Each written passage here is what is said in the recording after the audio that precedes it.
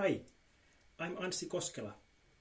Welcome to Anssi Explores Violin Treatises, a channel where I present historical violin treatises and the persons who wrote them.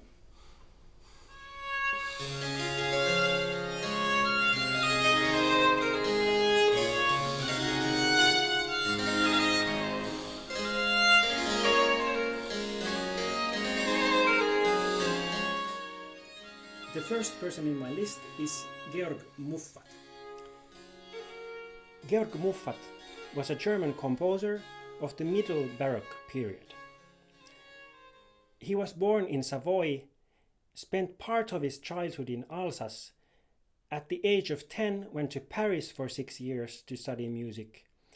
Then after a short time studying law in Bavaria, he pursued a career in music in Vienna, Prague, Salzburg, Rome, Augsburg, and Passau. A cosmopolitan of his day, he studied violin, organ, and composition in Paris for 6 years, getting intimately acquainted with the French so-called Lullian way of playing.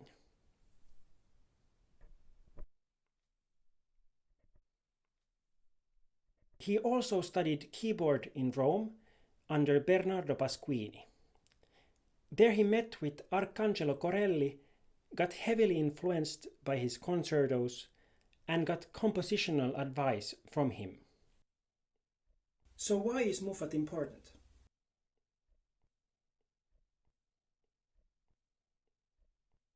Firstly, he is credited of being one of the first to have brought the French and Italian style of playing to Germany.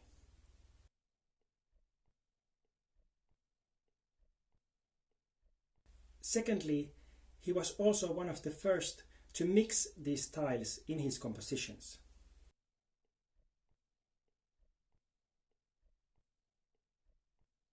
Thirdly, for violinists the most important thing, he wrote detailed instructions concerning the French and Italian styles of music and violin playing in the forewords to his compositions. Why does it matter?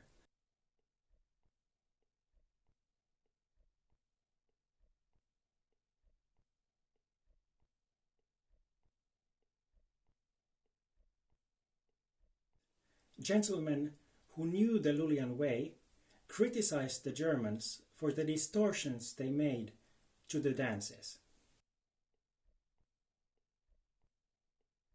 Speaking to German musicians of his time, Muffat thought it necessary to inform them of these guidelines. For us, because we are separated of that time by hundreds of years, those guidelines are even more valuable. And what can you gain from these directions? Learn to wondrously combine a long line with dexterity of movement, a variety of dance movements with the equality of tempo, and tender softness with liveliness of playing.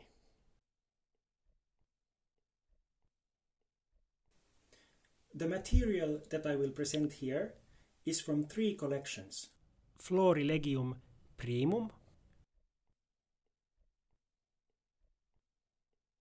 Florilegium Secundum,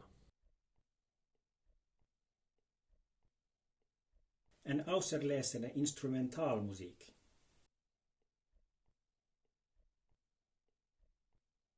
The name Florilegium, meaning a bouquet of flowers, is a reference to his compositions being like flowers.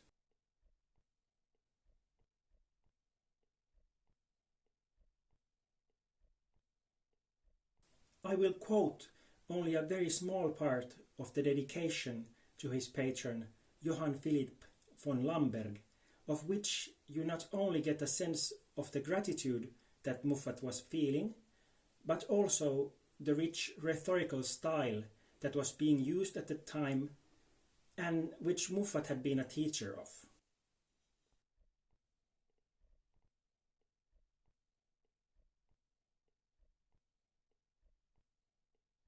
Most venerable, most illustrious imperial prince, Most gracious Lord, your graciousness has provided the new, cool, most necessary juice of life, in that it has provided my art with essential assistance and my work with rich support and comfort through the magnanimous influences of your generosity.